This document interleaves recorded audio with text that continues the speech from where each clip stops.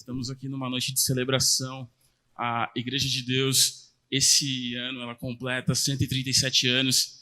E a gente está aqui essa noite, nessa noite de celebração, para poder conhecer um pouco mais da história dessa igreja, a história desse ministério, que talvez não seja muito conhecido, mas é muito relevante para a história da igreja moderna.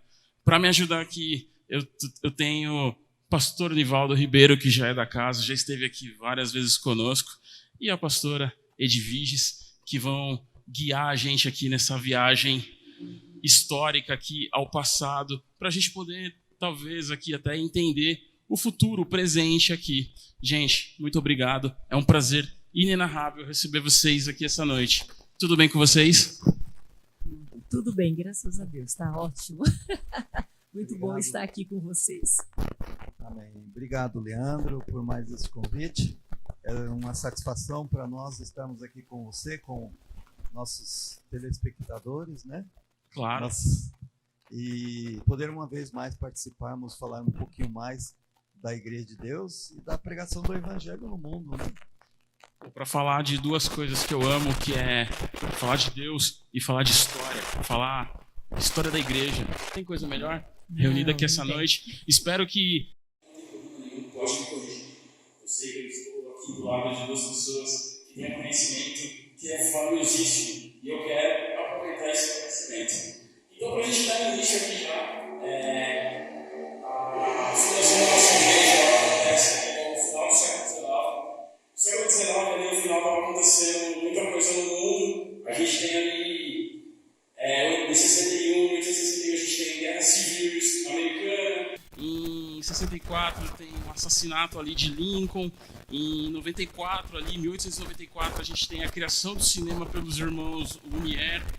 Se a gente vir aqui para o Brasil, no final ali do século XIX, a gente tem a Princesa Isabel assinando a Lei Áurea. Um ano depois, a gente tem a proclamação da República, destituindo, né, a monarquia e dando ali início ao presidencialismo brasileiro. Só que em meio desse contexto todo, o mundo nesse turbilhão, eu quero que a gente seja transportado agora lá para aquele lugarzinho lá afastado, distante, ali no Tennessee. Lá em Barney Creek, né? É isso? Onde foi fundada ali a nossa igreja. E eu quero começar exatamente pelo começo. Como que é esse começo? Bom, Leandro, a gente, pensando os nossos dias, nós podemos entender o porquê do nosso querido missionário, pastor Richard Sperling, ter dado início a essa obra. Quando nós olhamos para os nossos dias, nós vemos a dificuldade, o esfriamento das pessoas, né? A falta de comprometimento das pessoas com a palavra de Deus e como o mundo está operando. Naqueles dias não era diferente. O pastor Richard, ele estava se deparando com um contexto onde as pessoas estavam esfriando-se.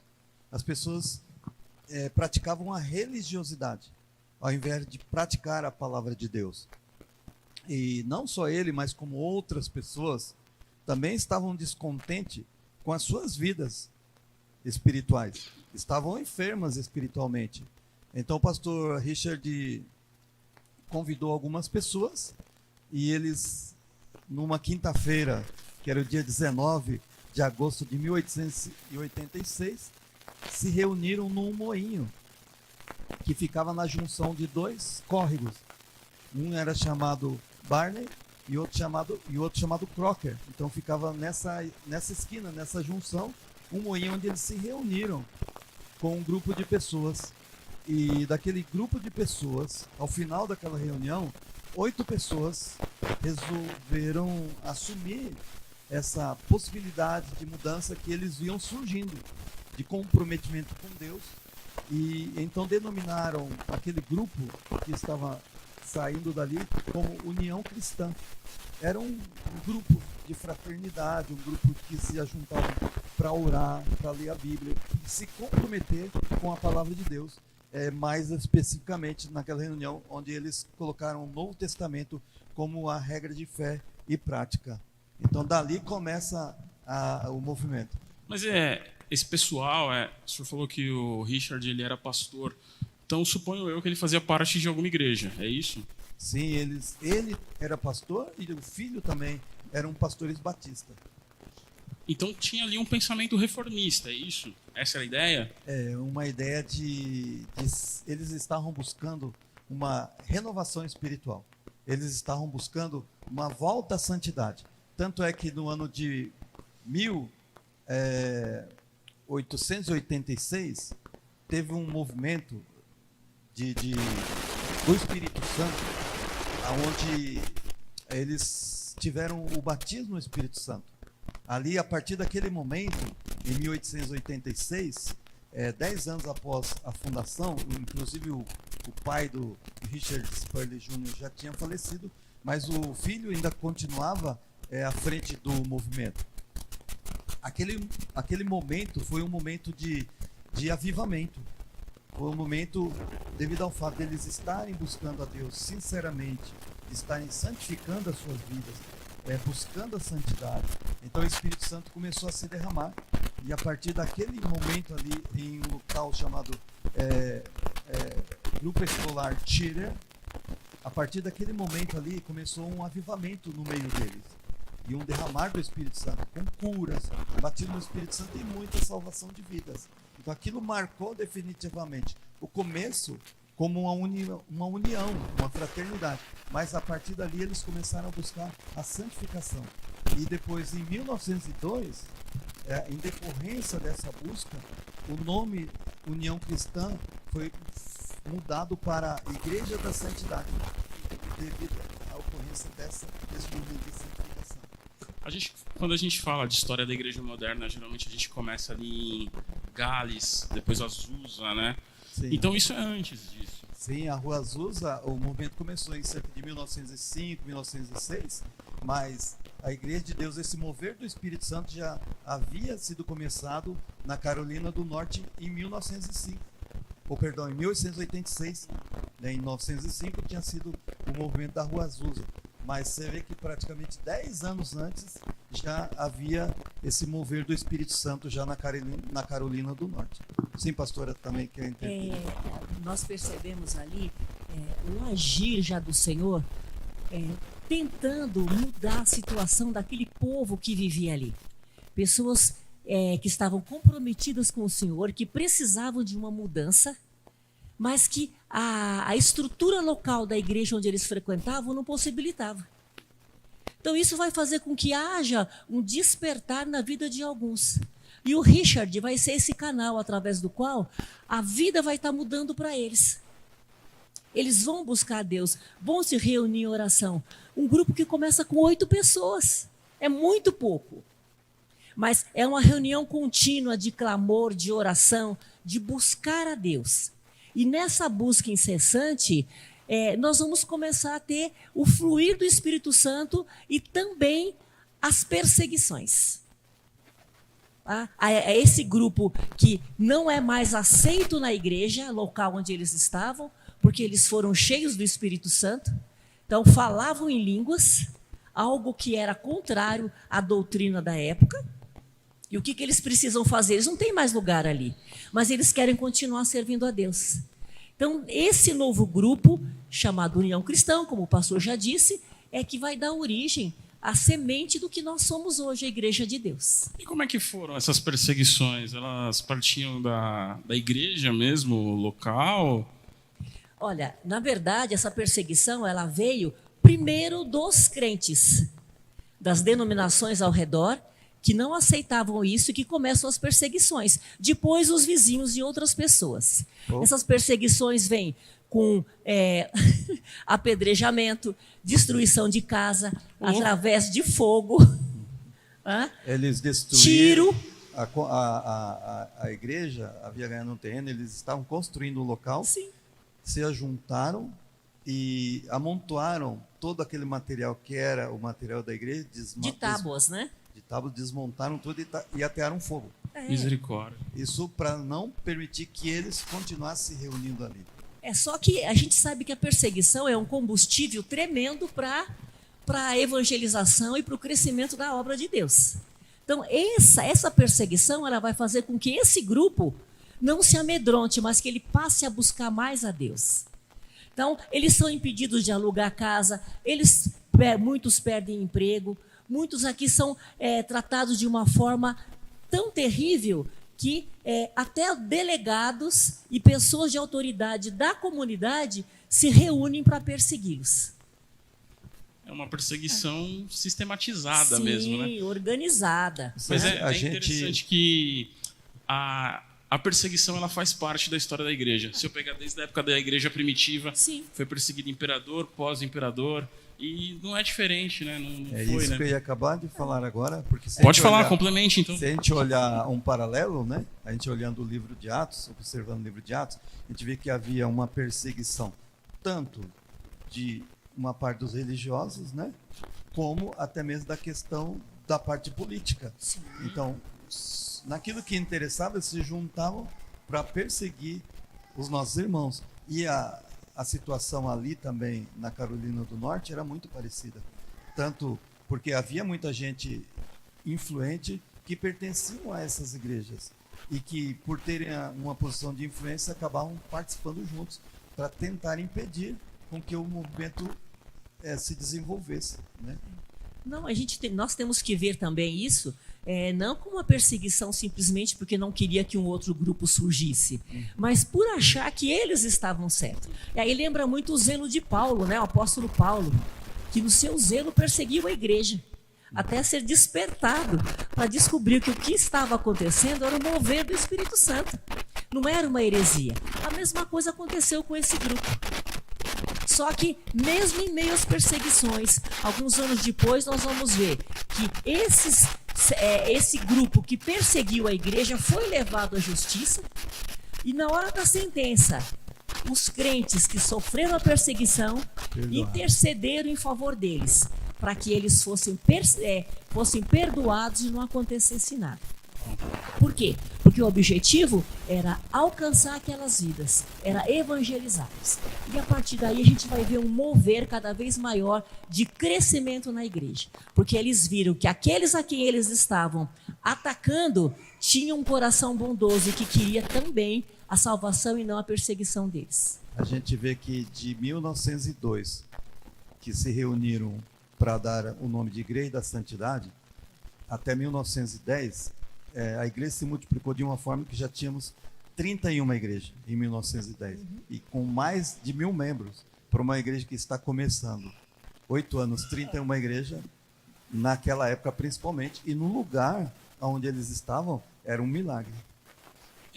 Nesse período que a gente está falando da fundação, até essas perseguições, quem estava na frente da igreja liderando o movimento era Richard Spurgeon, é isso? O pai. O pai faleceu 2 anos depois da fundação do movimento. Mas o filho, Richard Spurgeon Jr., permaneceu. Tanto é que quem estava à frente da reunião em 1902 era ele. E quem também estava em 1907, quando foi dado o nome Igreja de Deus, ele começou a reunião. E quem foi o ministro, quem dirigiu a Assembleia, foi um ministro chamado Tomlinson, que tinha se juntado alguns anos antes, em 1903, e que se tornou depois o supervisor geral da Igreja de Deus. Uma pessoa que Deus usou muito no começo da igreja para que a igreja se multiplicasse. Eu queria que vocês falassem agora um pouco, porque sobre essa parte da multiplicação. Eu estou nesse ministério desde 2015, já tem alguns anos, e a primeira impressão que eu tive quando eu cheguei aqui é que essa é uma igreja missionária e que meio que sempre foi assim. Essa é uma visão da nossa igreja. Eu quero que vocês falem um pouco desse crescimento mais moderno, de 1902 para cá, como ele acontece. Bom, em 1909, depois, em 1907, a igreja recebeu o nome de Igreja de Deus. Por quê? Vale salientar que em 1886 eles reuniram-se para formar uma fraternidade de irmãos de diferentes lugares para se juntarem e buscar a santidade. Mas em 1902 eles deram o nome Igreja da Santidade. Só que em 1907, quando nós tivemos a segunda Assembleia da Igreja de Deus, os ministros perceberam uma coisa, que a palavra união cristã ela está mais voltada para a fraternidade. E a Igreja da Santidade estava voltada para uma doutrina. A santidade é uma doutrina. E aí depois, eu até tomei nota aqui, eu deixei separado, e queria ler para vocês. Na primeira carta de Paulo aos Coríntios diz assim: Paulo, chamado apóstolo de Jesus Cristo pela vontade de Deus, e o irmão Sóstene, a igreja de Deus que está em Corinto, aos santificados em Cristo Jesus, chamados santos, com todos com todos em todo lugar invocam o nome do Senhor Jesus Cristo, Senhor deles e nosso. E depois também, na segunda carta aos Coríntios, capítulo 1 também, versículo 1 diz: Paulo, apóstolo de Jesus Cristo, pela vontade de Deus, e o irmão Timóteo, a igreja de Deus que está em Corinto, com todos os santos que estão em toda a Cássia. Aqui, quando Paulo está usando esse termo igreja de Deus, ele está usando o termo a igreja um todo. Então, os irmãos chegaram à conclusão de que seria melhor usar o termo igreja de Deus como uma identificação, né? Então, a partir dali, com essa nova nomenclatura, com um novo pensamento, com alguém já mais qualificado, talvez, para a organização, que era o Thomisson, eles começaram a plantar novas igrejas. E o movimento cresceu, da Carolina para Tennessee, para outros lugares. E em a partir de 1909, eles já começaram um movimento também de evangelização, não só nos Estados Unidos, mas para fora dos Estados Unidos. E mandaram o primeiro missionário americano para as Bahamas. Então aí começou essa história da Igreja de Deus, que hoje está em 189 países. Eu acho que uma coisa também que nós devemos estar salientando, que é muito importante para a história da nossa igreja, nossa denominação no caso, é que 4 igrejas se reuniram logo no começo. Por quê? Porque eles perceberam que eles estavam num local isolado, num local pobre, num lugar onde não existia muito meios de comunicação entre essas igrejas, e eles não queriam que os irmãos ficassem soltos. Queriam uma comunhão entre esses irmãos. Então nós vamos ver a primeira assembleia, uma primeira reunião, juntando essas 4 pessoas. E nessa reunião, nós temos um pequeno grupo de pessoas, homens e mulheres, que vão se reunir numa casa e vão estar traçando as normas. E eles percebem que é necessário que haja uma união de todas as igrejas para que não se pregue doutrinas erradas, para que as pessoas se sintam alcançadas, instruídas e cuidadas quando elas necessitarem. Então, esse espírito que surgiu de comunhão e de unidade nas primeiras reuniões, eles seguem até hoje. Então, nós temos nas nossas reuniões, Estados Unidos continua ainda a cada 2 anos. No começo, a cada 1 ano, mas eles perceberam que era muito difícil se reunir a cada 1 ano todas as igrejas. Depois ficou em 2 anos. Aqui no Brasil, a gente vai estar falando depois, a cada 4 anos a gente se reúne, todas as igrejas.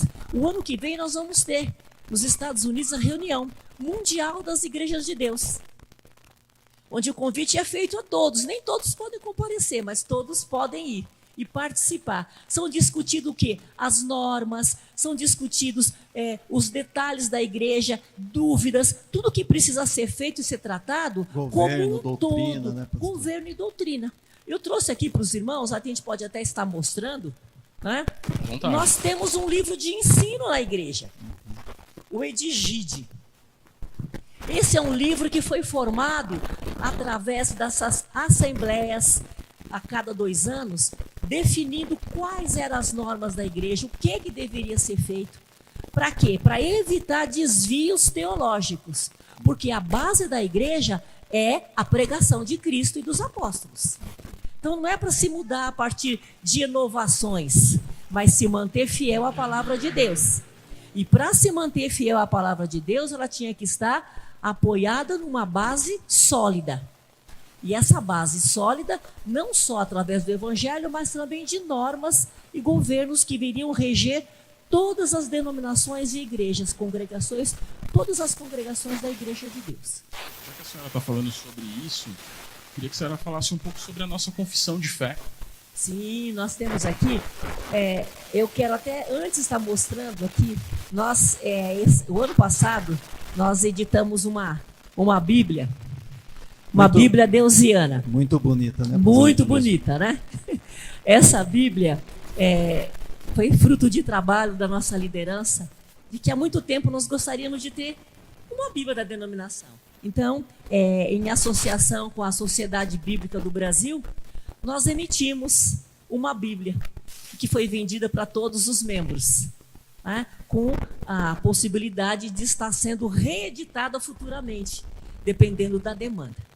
Então, foi editado um número pequeno. E nessa Bíblia, nós temos, logo no comecinho, a história resumida da Igreja de Deus, e nós temos a nossa declaração de fé, que eu vou estar, se me permitem, falando algumas coisas daqui. À vontade. É muito importante para saber qual é a base da Igreja de Deus, em que nós estamos firmados, em que nós cremos. Né? Então, ela começa dizendo: nós cremos na inspiração verbal da Bíblia, em um só Deus existente eternamente em três pessoas, a saber, o Pai, o Filho e o Espírito Santo. Que Jesus Cristo é o Filho unigênito do Pai, concebido do Espírito Santo, nascido da Virgem Maria, que Jesus foi crucificado, sepultado e ressuscitado dentre os mortos, que subiu ao céu e que hoje está à destra do Pai como nosso intercessor. E segue por aqui. Né? Então tem muita coisa, a gente vai ver aqui. Ele fala aqui, ó, nós cremos na santidade como modelo de vida de Deus para o seu povo, no batismo no Espírito Santo, com a subsequente purificação. São 14 itens que nós temos aqui e que baseiam a nossa fé. Nenhum deles sai da nossa doutrina bíblica, que escape da palavra de Deus, daquilo que foi pregado por Jesus e pelos apóstolos, como nós já falamos. É a base bíblica. Não é o que eu acho, não é o que o pastor Nivaldo acha, não é o que o nosso supervisor atual acha, mas é o que a palavra de Deus acha. Então nós estamos firmados numa base bíblica. Não é eu sinto que, né? Assim diz o Senhor. Não. É isso? Assim diz o Senhor. É a palavra de Deus. Estamos firmados no Antigo Testamento como base e no Novo Testamento. Essa é a nossa base doutrinária. Voltando aqui um pouco na linha cronológica, se eu pego essa primeira parte do século XX, como eu já disse aqui, eu tenho uma sequência de histórias de avivamento. Como eu já falei, eu tenho Gales em 1905, tenho Azusa em 1906. Alguns anos depois eu tenho o avivamento das Ilhas Hébridas, que são avivamentos muito conhecidos. A Igreja de Deus, assim, ela tem alguma participação nesses movimentos ou ela acontece meio que em paralelo? Porque a região é mais ou menos aproximada ali. A Azusa acontece em Chicago. E a igreja ela foi fundada ali, tudo mais ou menos perto, ali na Carolina do Norte. Ou é um movimento paralelo? Não, na verdade, nenhum movimento promovido pelo Espírito Santo ele acontece por acaso, ele tem a base. E nós vamos ver já um embrião disso no avivamento lá em 1886. Era nisso que eu queria chegar. É Fala um pouco sobre esse avivamento. Esse avivamento ele vai fazer com que as pessoas elas percebam que o modo de vida que elas estão vivendo é contrário à doutrina bíblica. É como se eu chegasse hoje e falasse assim: nós precisamos de um avivamento da nossa igreja no século 21. Porque nós estamos muito distante. Como é que nós vamos conseguir voltar aos padrões bíblicos? Através de busca do Espírito Santo. É jejum, é oração, é consagração, é busca pessoal e busca coletiva, onde as pessoas vão dobrar o seu joelho e vão clamar a Deus e vão pedir por santificação. O mover sobrenatural vai fazer com que a graça de Deus caia sobre essas pessoas e vai atrair outras. É como se fosse uma bola de fogo. Ela pode começar pequenininha, mas ela vai atingir a todas. Então, o avivamento da Rua Azusa, ela é consequência de diversos pequenos avivamentos que estão vindo através da necessidade do povo de Deus de mudar a situação em que a igreja está vivendo. Glória a Deus. A gente também queria acrescentar outra coisa. A gente, quando verifica hoje, por exemplo, nós tivemos aqui no Brasil um movimento pentecostal, a partir de 1910, né? e que trouxe grande crescimento para o evangelho aqui no Brasil.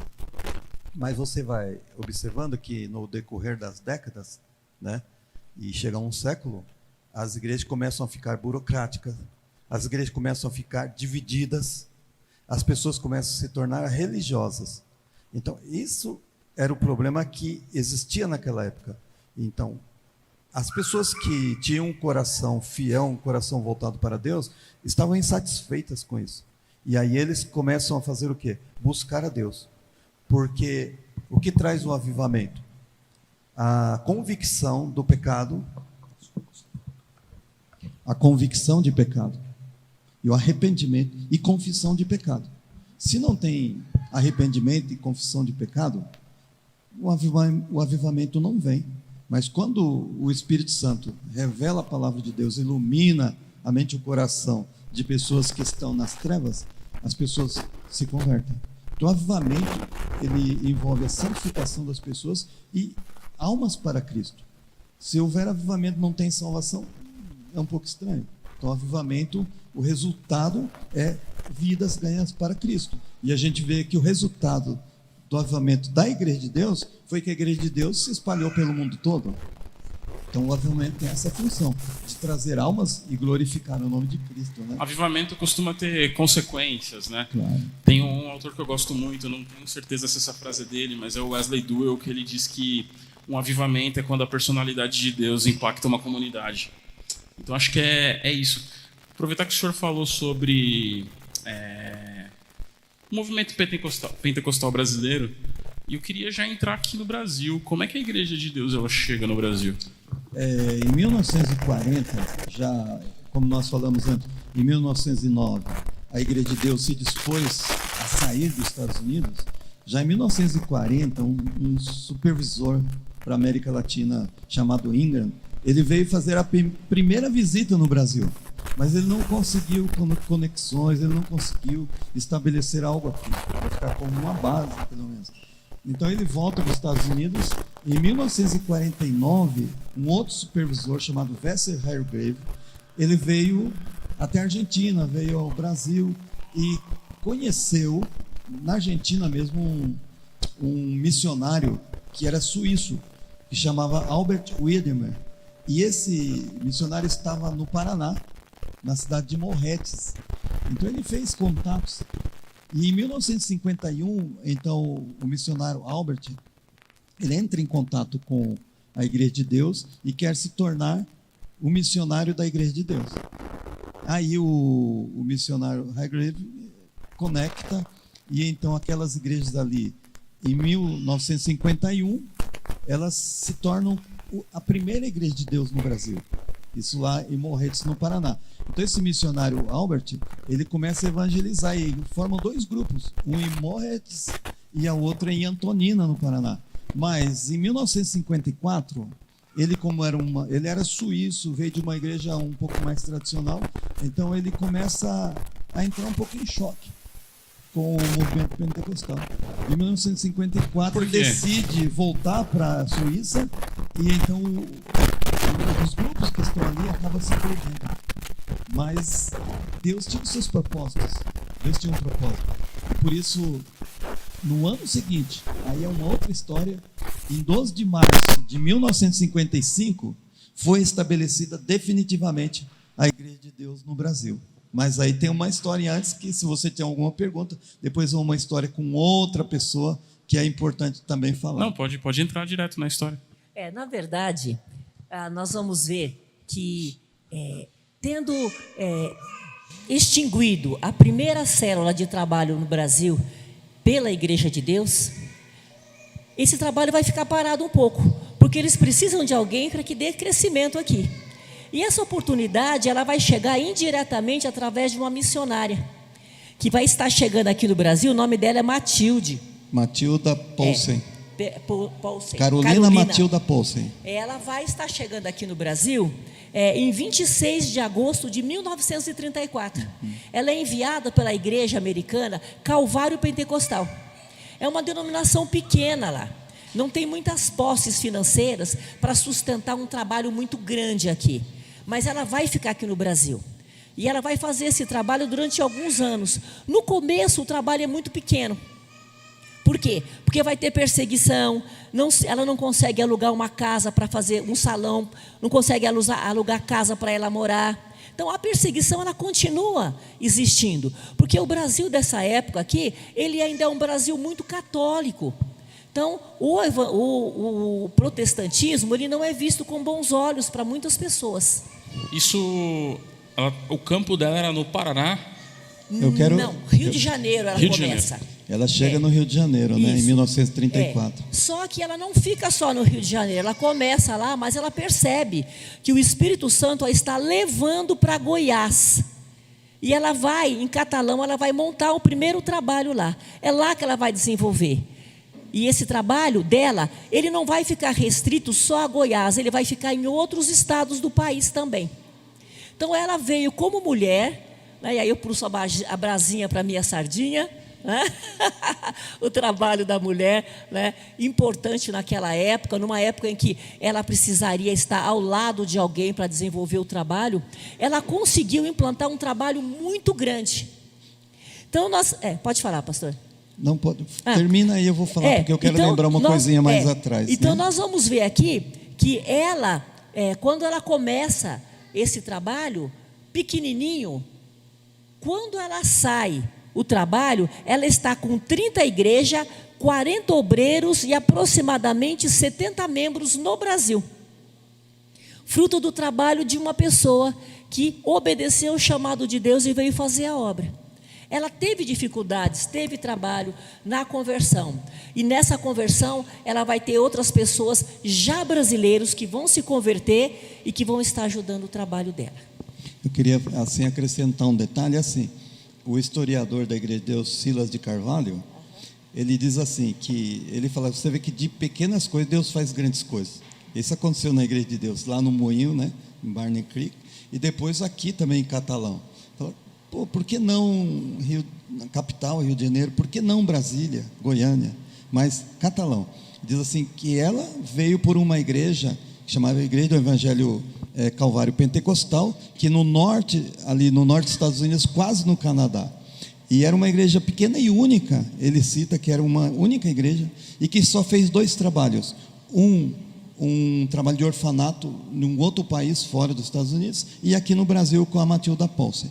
Então, ela chegou aqui e se juntou com uma outra irmã chamada Emma Miller, e ela queria aprender o português, e então ela entra em contato com o Paulo Silas Macalão e vai para a Bahia, e chegando na Bahia ela usa 6 meses lá para aprender o português. Só que chegou lá, ela sentiu que não era ali, e o Espírito Santo começou a dirigir ela para essa tal de cidade de Catalão. Mas onde era Catalão? Ela volta para o Rio de Janeiro e vai para o estado de Goiás, e descobre lá Catalão, e vai começar lá o trabalho. Só que, como a pastora Edvirge falou, as coisas estavam difíceis, ela não conseguia alugar um local, porque alguém lá estava boicotando ela. Ela ia fazer culto nas praças públicas, com o violão dela tocando, cantando, então lhe atiravam ovos, lhe atiravam tomates, e para não dizer até pedras. O que aconteceu? Como as coisas estavam muito difíceis, ela falou, Senhor, se até o final do ano o Senhor não me der almas neste lugar, eu vou me mudar daqui. Então ela fez essa oração, e um determinado dia ela estava lá cantando, pregando e falando, e uma menina estava ali assistindo a pregação, e de repente aquele pessoal que costumava boicotar, ela tiraram pedra, e uma das pedras pegou na cabeça da menina, e a menina era filha de um comerciante que era um libanês, chamava Antônio Salles, que era conhecido ali na cidade de Catalão. Esse libanês, quando ficou sabendo do acidente, ele correu, verificou, e ele ficou um pouco chateado, porque ele ficou sabendo de quem procedia aquela situação de atirar pedra na missionária. E ele conheceu a missionária e tal, e percebeu quem era ela, e falou, quer saber de uma coisa, missionária? Eu vou alugar um salão para você. E aí, com o Antônio Salles, o libanês, ela conseguiu um salão no centro da cidade. E alugando aquele salão, antes que o ano terminasse, 2 policiais militares se converteram E um desses policiais se tornou um pastor responsável pela igreja, que se chamava Emanuel Epaminondas, e que depois passou a ser pastor dentro já da estrutura da Igreja de Deus. Quando Matilda Paulsen resolve voltar para os Estados Unidos para cuidar do pai, então ela passa a liderança da igreja para a Igreja de Deus, e o Epaminondas ele se torna pastor da Igreja de Deus e depois seguiu como pastor na Igreja de Deus. Olha para você ver, de uma situação que seria talvez uma desmotivação para ela, Deus fez um milagre, e ela, como disse a pastora, plantou a igreja em diversos lugares e até fora do estado de Goiás. Improvável, né? Eu falei um pouco com o microfone desligado, vou só repetir. O nosso Deus é o Deus do improvável, histórias improváveis, né? Com certeza, porque essa missionária, ela deu o melhor dela para trabalhar aqui. Sozinha, a família estava nos Estados Unidos, a mãe doente, ela precisava voltar, a denominação da qual ela fazia parte, a igreja crescendo aqui no Brasil, ela não tinha uma estrutura, um suporte para ajudar isso. Então, o que ela faz? Ela vai pedir auxílio para quem ela pode. E quando ela volta para cuidar da mãe, que ela morre logo depois que ela chega, ela conhece a denominação, a Igreja de Deus. É que ela vai pedir auxílio, vai se apresentar, eles vão aceitar. Nesse momento, ela volta para o Brasil, conversa com a igreja, porque a igreja é do Calvário Pentecostal. Eles aceitam, pelo menos a maior parte aceita. No restante, depois, eles vão se convencendo, conhecem a Igreja de Deus, e a igreja é transferida para a nossa denominação. E a partir daí, nós temos uma Igreja de Deus no Brasil. Olha que legal. Fruto do trabalho de uma missionária que não era da nossa denominação, mas que tinha uma visão do reino de Deus. Que ano que é isso, mais ou menos? Foi feito essa fusão foi feita em Campinas, Goiás, na cidade de Campinas, onde já existia uma igreja Calvário Pentecostal. Mas é interessante a pastora falando, né? A questão da mulher.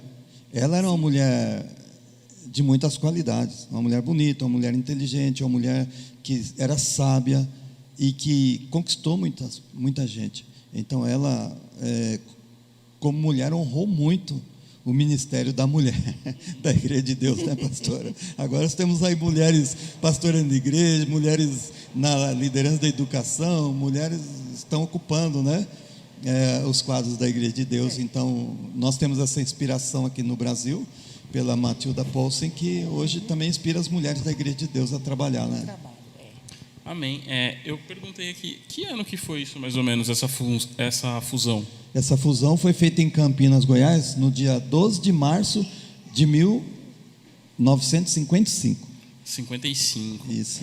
Então, ano depois, em que o missionário Albert Wedmer, ele volta para a Suíça, em 1954, e os grupos lá de Paraná se dissolvem, mas no próximo ano já, a Igreja de Deus já se estabelece oficialmente, né? Não, legal, dessa eu não sabia. Como eu disse aqui, eu cheguei na igreja aqui em 2015, nesse ministério, e eu tive a oportunidade de conhecer o Centro de Treinamento Missionário. Incrível, baita estrutura. E eu queria que o senhor contasse a história desse Centro de Treinamento Missionário. Eu posso falar, mas eu queria também lembrar do STID. O STID, porque a gente fala do CTM hoje, mas se esquece do STID. Hoje a Igreja de Deus tem praticamente a faculdade de teologia lá no centro do país. Uma baita estrutura. Mas na época, nos anos 90, eu estudei no seminário da Igreja de Deus, né? E a diretora da escola se chamava Ângela do Espírito Santo, hoje é missionária nos Estados Unidos, casado com um americano, mas aquilo me proporcionou a possibilidade de um dia vir a me tornar ser um missionário fora do Brasil, fazendo parte dessa história que nós estamos falando. Eu comecei a estudar em 95 e me formei em 99. Então, no ano 2000, eu vou para o CTM com a minha esposa e minhas filhas, faço o curso de missiologia, né, de preparação missionária, e um mês seguinte, eu saio e vou para Guatemala. De Guatemala eu faço partes práticas e depois vou para Durban, na África do Sul, e depois passo 9 anos em Moçambique, e volto depois de 9 anos. Então a gente participa, né, como, vamos dizer, como alguém que recebeu essa bagagem, né, na história da igreja e de muitos outros irmãos que vieram antes.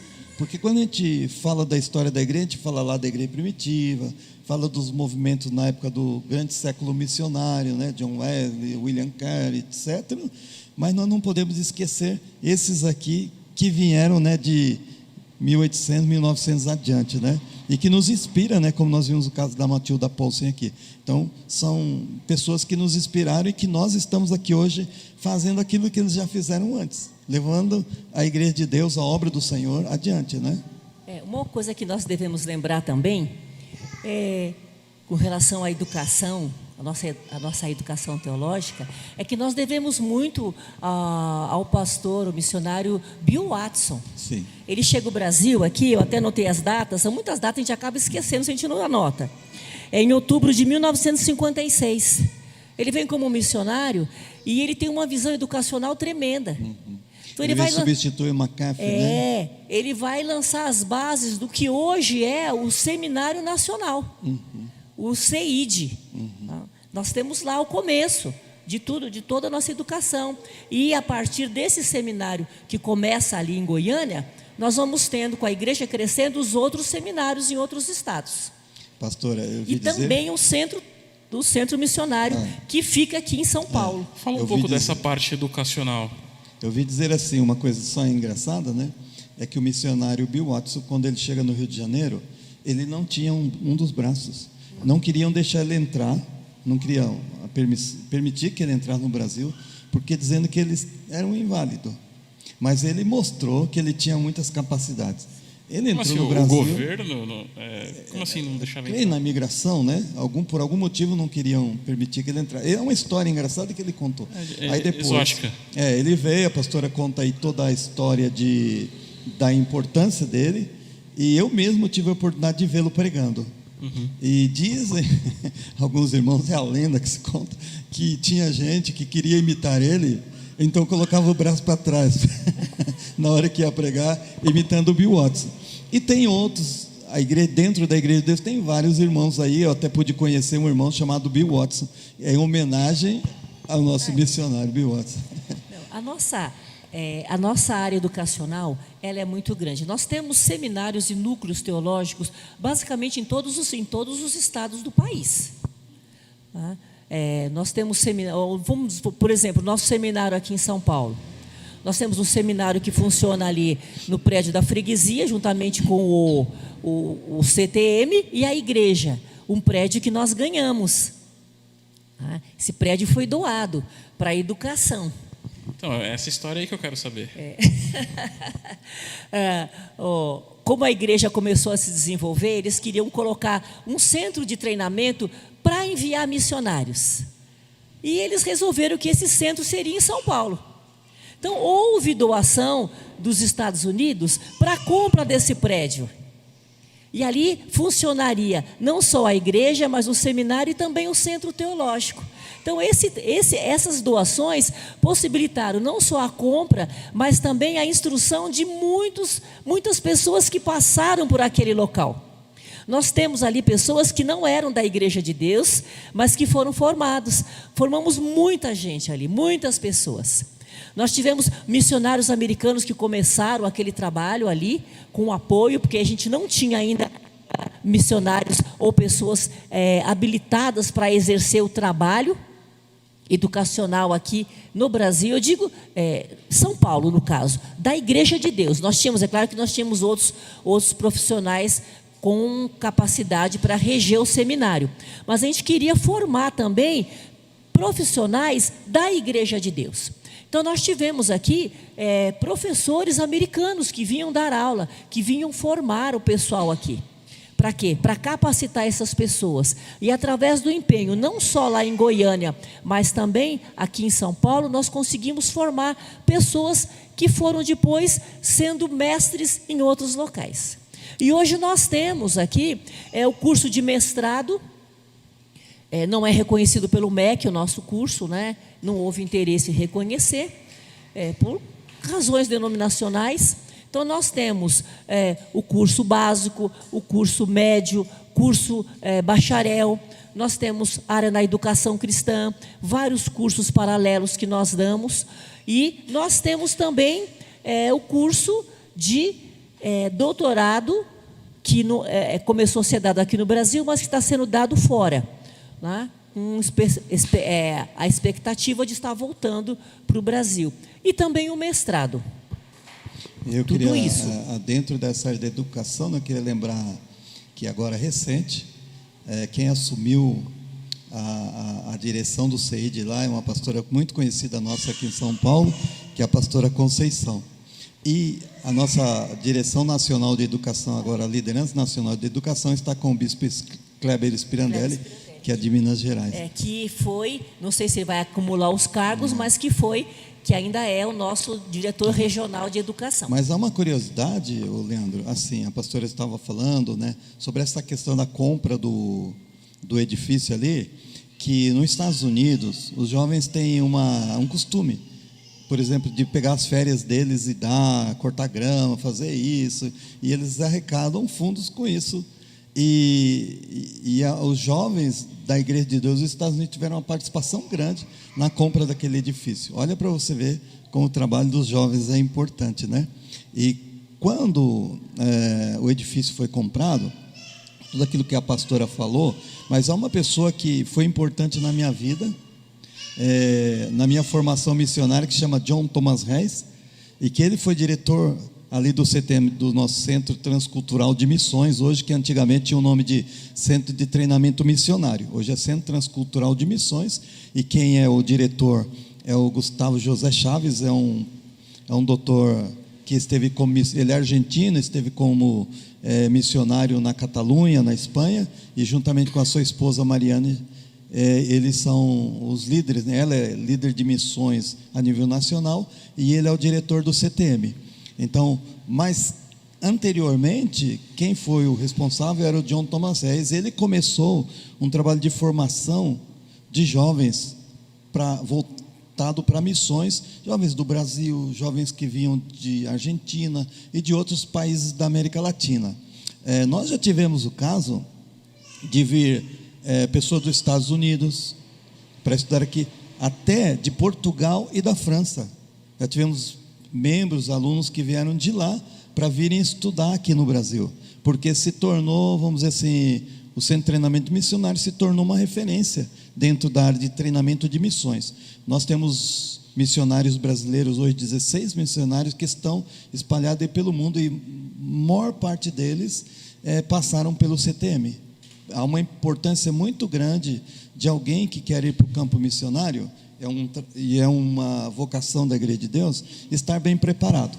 Então, isso que eu acho muito legal, porque a gente estava falando aqui sobre a história, né? E a missionária, né, que praticamente deu início ao trabalho, ela veio para cá meio que para aprender a língua aqui, né? E a gente tem todo um cuidado de preparar. Eu já falei isso algumas vezes aqui. Quando eu era criança, eu já era da igreja, e eu tinha muito essa visão. Eu achava que ser missionário podia ser a pior coisa que podia acontecer para uma pessoa. Porque eu tinha um líder, era uma bênção. Ele falava assim: você fica aí conversando, você fica dando trabalho, eu vou te mandar como missionário, te jogar lá na África, lá de avião. Então eu cresci meio que com essa visão de que ser missionário era um isso. castigo. É um castigo, é você ir sem preparo nenhum para um lugar inóspito e sofrer, quando na verdade não. Esse projeto que nós temos aqui, esses bate-papos que a gente realiza, fez eu ter a oportunidade de eu conversar com muitos missionários aqui da nossa igreja e tal. Então eu pude quebrar esse achismo, esse preconceito que eu tinha, né, com a vida missionária, e eu pude ver a paixão dessas pessoas, o amor assim por povos distantes, e eu acho muito legal mesmo esse negócio que a gente tem da educação, do preparo. O senhor foi missionário em Moçambique por 9 anos. Poxa, eu lembro que quando o senhor me contou essa história pela primeira vez, todo o preparo na Guatemala, né, as experiências. E é muito legal a gente, toda vez que a gente tem a oportunidade de falar sobre isso, que a gente fale mesmo. Então eu queria que vocês falassem um pouco. para quem está assistindo isso, se de repente essa pessoa quiser entrar no CTM, quiser cursar, como é que ela faz? Olha, nós temos alguns critérios. É aberto para qualquer pessoa. Todos podem participar. Só que parte do critério de que, se você vai fazer missões, você tem que conhecer o material que você vai pregar, que no caso é a Bíblia. Lógico. Então você tem que passar por um curso teológico. Você tem que aprender, você tem que fazer o curso teológico, se preparar e também fazer o treinamento missionário, que é a parte do treinamento teológico. Ali você vai ver o treinamento teológico é mais voltado para a missão, para a sua vida no campo. O treinamento teológico como um todo, ele te prepara uma visão geral do trabalho que você pode desenvolver tanto no campo, fora do Brasil, mas também na sua igreja local. Porque missionário não é só aquele que vai para fora. Na sua igreja local você também pode fazer missão. Você tem as missões urbanas. Você pode fazer. Eu me lembro, na minha formatura, no STID, que era o Seminário Teológico da Igreja de Deus, que o bispo Eli Januário dos Reis, ele disse uma frase, que às vezes, se eu não estou me enganado, que às vezes acontece o seguinte, de o estudante sair do seminário com a cabeça desse tamanho e o coração desse tamaninho. Mas o crente tem que entender uma coisa, que nós temos que ser pessoas comprometidas, pessoas ensináveis e proativas. Temos que estar dispostos, né? E quando nós vamos para um seminário, seja de cunho ministerial ou missiológico, então a gente tem que ir com essa visão, que a gente vai para servir, porque o objetivo não é se formar para ter posição, ou para ter cargo, ou para ter nome, não. É para servir ao Senhor. E então, no caso do CTM, é importante a gente salientar, né, que a pessoa ela precisa ter um sentir, precisa ter um chamado, ela precisa ter uma convicção de que o Espírito Santo está ministrando ao coração dela um chamado para esta obra. E como disse a pastora, Jesus chamou pessoas para servirem em Jerusalém, Judéia, Samaria e até os confins da terra. Quem quer ir nos confins da terra tem que começar servindo na sua Judéia.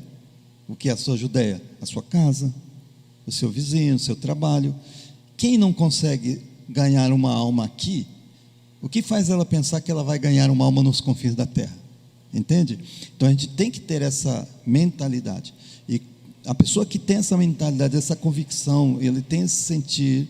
Então, Deus pode nos orientar a sermos evangelistas ou missionários, aqui ou lá. Então, quem conduz é o Espírito Santo. Você vê em Atos 13, a igreja orou por Paulo e Barnabé, mas quem separou foi o Espírito Santo, que disse para a igreja: coloca as mãos sobre Paulo e Barnabé, porque eu tenho uma obra específica para eles. Então, eu tive isso no meu coração, porque quando eu cheguei na Guatemala, eu já poderia ter voltado. Me aconteceram tantas coisas. Mas não, nós permanecemos, perseveramos. Fomos para a África do Sul, poderia ter voltado, mas não voltamos. Chegamos a Moçambique, onde era o direcionamento que nós entendíamos que Deus estava dando para a nossa vida. E lá, nós começamos e desenvolvemos uma obra, que está lá até hoje, né? Então, o resultado, ele é factível lá. O que nós precisamos entender? Que quando você vai encontrar muitas situações diversas, e você precisa desse preparo. E estar no campo missionário, estar no ministério, exige de nós uma preparação. E então nós temos que, durante a nossa vida, começar a desenvolver essa mentalidade. Por exemplo, aprender uma nova língua, mesmo que você não vá para os confins da terra, mas vai te servir aqui. Nossas assembleias ocorrem nos Estados Unidos. A pastora, né, vai de vez em quando lá. O inglês ajuda, né, pastora? Com certeza, na comunicação. ajuda bastante. Então, isso já faz parte do preparo. Você precisa ter, acima de tudo, um chamado e amor a Deus. Mas, por que você deve ir ao CTM? Quando você chega no CTM, você vai ter uma experiência, um simulacro daquilo que é o campo missionário. Tanto nessas questões de aprender línguas, como conviver com pessoas de outras culturas, de outros países, Ali você começa o seu período de convivência e entende: será que isso é para mim? Entende? Ao final de 3 meses que você está lá interno, dia e noite, sem estar usando seu celular, porque lá o celular fica guardado. Isso eu não sabia. O celularzinho fica guardado. Então, porque vai fazer você como que viver 24 horas em um ambiente próximo daquilo que é o campo missionário. Aí você vai aprender disciplinas que vão trazer discernimento e entendimento para você, como, por exemplo, teologia bíblica de missões. O que é a teologia bíblica de missões? A teologia bíblica de missões nos faz ver a Bíblia de um ponto de vista de Deus, ou do ponto de vista missionário, porque todos os livros da Bíblia, eles são missionários, do começo ao fim. Então, cada livro da Bíblia é uma história, e todas essas histórias, elas são conectadas, é um encadeamento de histórias, que ao final, toda a Bíblia é uma única história, a história da glória de Deus, do começo ao fim. Então a gente entende que, estou citando um exemplo, né? Aí depois você tem antropologia, você tem contextualização do Evangelho, como pregar o Evangelho em outra cultura, você tem entendimento do que é, por exemplo, um choque cultural, você tem entendimento do que é uma palavra chamada etnocentrismo, que são termos técnicos, mas que no campo missionário é muito importante para alguém que está lá. Você começa a entender como que é o processo, de como você, estando preparado, como você vai se organizar para ir para um país de cultura diferente, documentação, sua chegada lá, pesquisar o lugar, como vai ser a pregação, a cultura. Eu lembro que quando você chega lá, você tem que comer comida diferente, a língua pode ser diferente, entende? Tudo é diferente, eles se vestem diferente, pensam diferente, você vai ter que chegar lá e você tem que se encaixar nesse ambiente para falar a língua deles, pensar como eles, para conseguir ministrar o Evangelho de forma que eles possam entender. Eu lembro que eu recebi uma pessoa aqui que ela compartilhou uma experiência que eu achei muito interessante, que ela estava num campo e aquela comunidade que ela estava, aquelas pessoas, eles não comiam pão, então ela precisava celebrar a ceia com mandioca. Porque o pão não fazia sentido naquela cultura, eles não comiam, não tinha pão. Então entra nesse negócio. Entre os indígenas lá, isso. Onde você vai arrumar pão e vai arrumar vinho? Que jeito? Na onde? Lá você pode ter água de coco, você pode ter banana, você pode ter mandioca, né? Então são situações que são que você improvisa, né? Mas pensa bem, Paulo quando ele chega em Atenas, ele vê a idolatria daquele povo. Paulo sai analisando, e aí ele começa a pregar nas sinagogas, questionam ele, etc., e acabam levando ele para o Areópago, que era o centro das discussões dos atenienses, entendeu? Levaram lá e ele começa a pregar. Perguntaram para ele: o que você está falando aí para o nosso povo?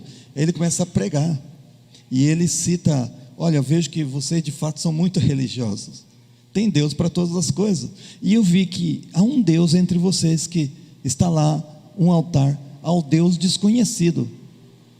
E ele então fala: é desse Deus que eu vim falar para vocês, o Deus que criou o céu e a terra.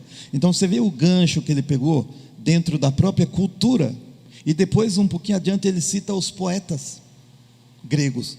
Então Paulo usa ali do contexto dos gregos para começar a evangelizá-los. Então a pessoa que tem entendimento, o que é que ela vai fazer?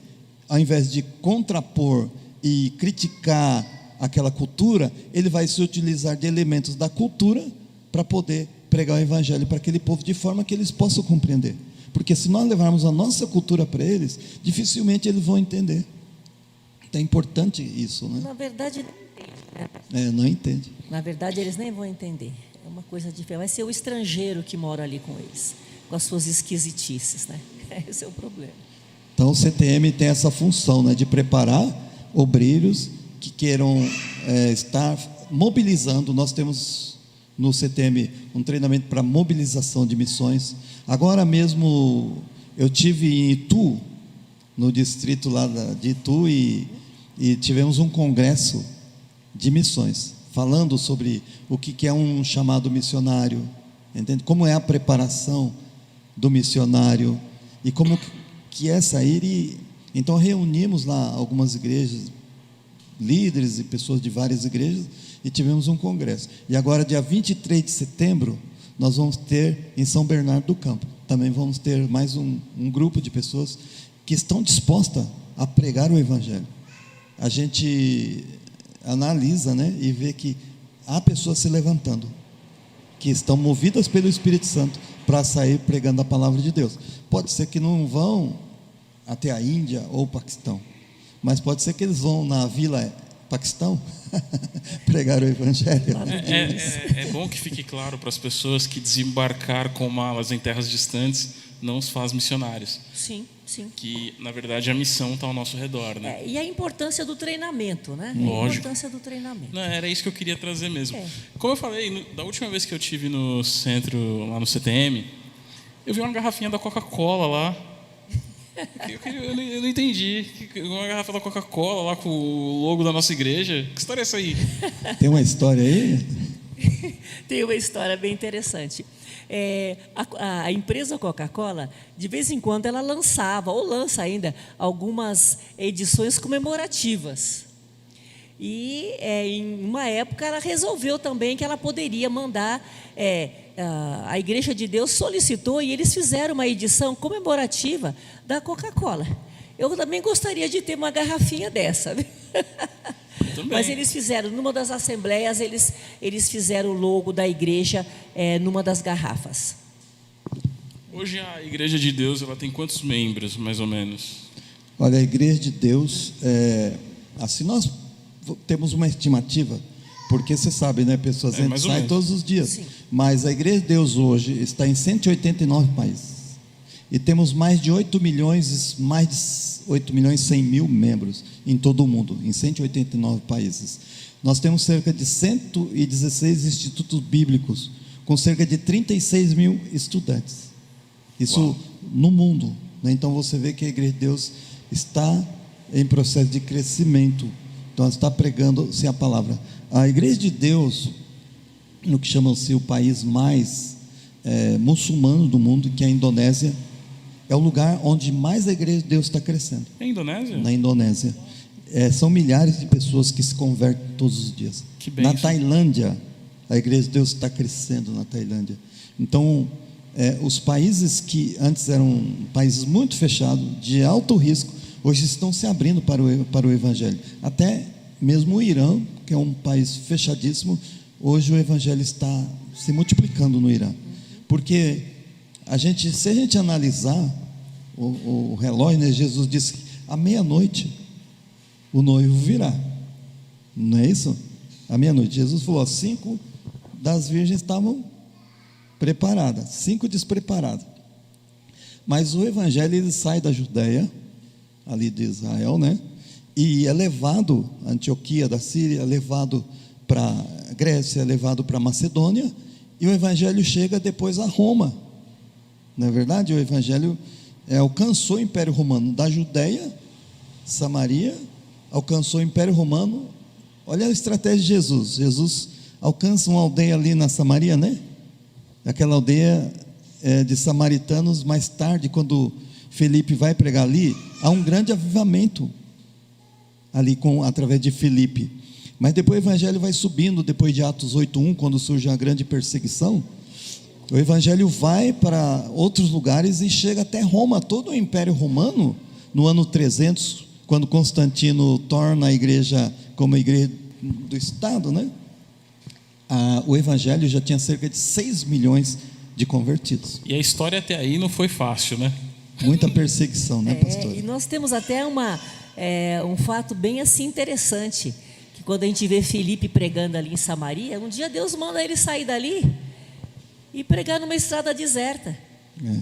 Então, ali, antes do Evangelho chegar em tantos outros países, é levado para a África, vai para Antioquia. Então, aquela autoridade, ele vai pregar lá. Ele é um dos primeiros convertidos que estão chegando ali. Então, a gente vê os meios como Deus vai usar para levar o Evangelho. Mas eu vejo a urgência da pregação é grande. Por exemplo, o que nós podemos ver, todas as coisas Mateus 24 nos fala fala do princípio das dores, das coisas que iriam acontecer. Nós vemos todas essas coisas acontecendo, mas Jesus falou que o fim só viria quando o evangelho fosse pregado em todas as nações. Por exemplo, o evangelho sai do Império Romano, vai até a Inglaterra se torna um país reconhecidamente missionário, cristão, né? A Alemanha, com o grande século missionário. Depois o evangelho vem para a América. Os próprios ingleses trazem o evangelho para a América com a colonização e tudo mais. O evangelho vem também para o Brasil, para a América Latina. E nós, que éramos um campo missionário, agora somos força de trabalho missionária. Como eu estava dizendo, eu fui para a África e outros missionários nossos da Igreja de Deus estão até mesmo na Europa, pregando em Portugal, na Inglaterra, Ásia. E na África, em outros lugares. E agora também nós temos missionários que estão no Sudeste Asiático, né? O Evangelho está, o relógio do Evangelho está caminhando. Foi Europa, desceu para a América do Norte, América do Sul, África, Ásia. Olha só que a maior igreja do mundo está na Ásia, Coreia do Sul, Seul.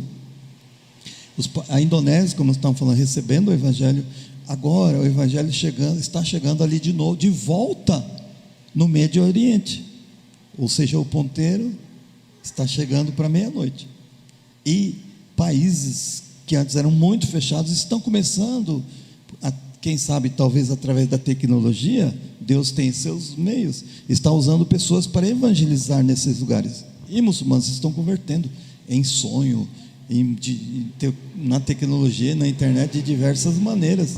E o relógio está chegando na meia-noite. E quando chegar na meia-noite, o que vai acontecer? Maranata. Ora vem, Senhor Jesus. É interessante o senhor falar sobre urgência, que eu lembro de um testemunho que eu vi que me marcou muito, que era de uma coreana da parte norte, que ela descobriu que a mãe dela havia se convertido muitos anos depois, porque lá, quando as pessoas convertem, elas não podem nem falar para quem está perto, elas não podem nem falar para os familiares, é de tão secreto que é. Então tem essa urgência, né? Gente, eu acho que a gente conseguiu contar a história da nossa igreja de uma forma ótima, didática, e eu já vou partir aqui para as considerações finais. Eu quero que vocês agora acrescentem algo que pode ter ficado faltando. Fala, pastor. O logo da igreja. Aí, ó. A explicação do logo da igreja. Eu já vou dizer que eu acho lindo o logo da igreja. Na verdade, nós não temos um só logo. Eu só conheço um logo. Nós temos vários. Nós temos o da educação, nós temos o internacional, nós temos o daqui do Brasil, nós temos o de missões. Cada um deles ali, na verdade, está simbolizando o fluir do Espírito Santo. O mundial, por exemplo, você tem o mapa mundi e você tem ali aquela chama, cores diferentes. Então ele fala isso a respeito a cruz e a chama. Então você vai ter um modelo para cada uma das áreas, mas todos eles com o mesmo objetivo: mostrar a evangelização e o agir do Espírito Santo. Eu queria terminar dizendo que hoje mesmo eu estava em classe lá no CTM e de lá nós viemos para cá, porque nós estamos com convidados lá. Nós estamos com um doutor, chama Hong Yan. Ele é chinês que mora nos Estados Unidos há mais de 50 anos. Ele veio fugido da China e se estabeleceu nos Estados Unidos. Um homem muito capacitado. Está nos dando aula sobre plantação de igreja. E com ele também está o Dr. Michael McIntyre, que é um pastor americano da Virgínia. Ele tem um projeto lá de formação de liderança, de evangelização nos presídios e tal. E também está conosco dando aula. E amanhã, quinta-feira, às 20 horas, ele vai estar ministrando a palavra na Igreja de Deus da Freguesia do Ó, que está na Praça Santa Marcela 51. Aí vou fazer meu merchan. Não, pode fazer. A igreja cujo pastor sou eu mesmo, pastor Nivaldo Ribeiro, com a pastora Maria Ribeiro, são os pastores da Igreja de Deus da Freguesia do Ó, que fica ali ao lado do Sonda da Avenida Itaberaba. Praça Santa Marcela 51, você que estiver assistindo, quiser nos fazer uma visita e conhecer lá a igreja, o CTM, amanhã às 20 horas vai estar conosco pregando a palavra do Dr. Michael McIntyre, que é um pastor americano que está nos visitando e dando aulas no CTM, num curso de formação de mestrado na área de missiologia. E nós temos lá pastores de vários países aí da América Latina estudando esses dias até sexta-feira. Obrigado pelo convite. Eu que agradeço, e aprendi demais por estarmos aqui. junto aqui de novo. Eu que agradeço pela aula. Foi muito bom estar aqui nesse bate-papo informal e falar um pouquinho da nossa denominação. E acredito que tudo que nós poderíamos falar, nós já falamos aqui. Então fica um incentivo de que, se alguém quiser conhecer, visite uma das nossas igrejas. Amém. Inclusive essa daqui, para conhecer um pouco mais os irmãos aqui do bairro, nosso pessoas modo daqui de do trabalho. bairro. Pessoas que moram aqui, venham visitar. Venham com o pastor Aderso, a sua esposa, esse grupo que está aqui, para estar conhecendo um pouquinho mais. Onde fica também a IDB o Jaraguá, pastora? Oi? Onde fica a IDB Jaraguá? O endereço, eu vou deixar para o nosso irmão dar aqui Estrada de Taipas, qual que é o número? 1123. 1123. Jaraguá, São Paulo. Jaraguá, para estar aqui cooperando com os irmãos e aprendendo um pouco mais. E se tiver interesse em estar estudando conosco também, Amém. Nós temos núcleos online que nós aplicamos, implementado principalmente depois da pandemia, né? E nós estamos numa fase em que normalmente as pessoas têm dificuldade de se locomover e de se reunir em um único local. Então, descentralizando em núcleos, nós conseguimos atender muito mais pessoas. Essa é um projeto que nós implantamos e que tem dado muito certo. Se você quiser ter mais informação, né, entra nos sites da Igreja de Deus. Isso. Mesmo no nosso caso lá do Centro de Treinamento Missionário, aí você vai saber como adentrar um desses cursos, Sim. ou tanto missionário como ministerial, como o pastor está dizendo. Nós temos nas redes sociais aí no tem Facebook, aplicativo Instagram, também, não tem? Sim. Tem aplicativo, não tem? Tem os aplicativos, tem um aplicativo da AM, que é a Agência de Enlace Missionário. Se você entrar pedindo lá AM, você baixa o aplicativo, vai ter todas as informações dos nossos missionários aí pelo mundo, né? E dos cursos, que eu também sou a diretora estadual de educação aqui do estado de São Paulo. Então, os irmãos podem estar entrando em contato comigo. Amém. Também, e eu vou estar te informando o núcleo mais próximo da sua casa, onde você pode estar estudando. Ou entrar em contato também com o nosso escritório regional, que funciona ali na Praça Marcela 51. Praça Santa Marcela, Santa Marcela 51. Mesmo endereço da Igreja de Deus de Freguesia. É uma ótima localização. Ali a secretária Adriana, ela tem todas as informações, ela pode estar passando também. Então, eu vou pedir licença para vocês dois. E agora eu quero falar com você aqui. Se você que assistiu esse bate-papo, viu qualquer outro conteúdo aqui, quiser conhecer a nossa igreja, a gente está aqui na Estrada de Taipas, 1123, no Jaraguá. Vai ser um prazer inenarrável receber você e a sua família aqui. Os nossos cultos são às quartas-feiras, às 20 horas, e aos domingos, às 10 horas. Eu quero agradecer mais uma vez vocês dois. Muito obrigado por ter atendido o convite, por ter vindo até aqui, dado essa aula pra gente. Eu estou muito feliz, eu aprendi demais.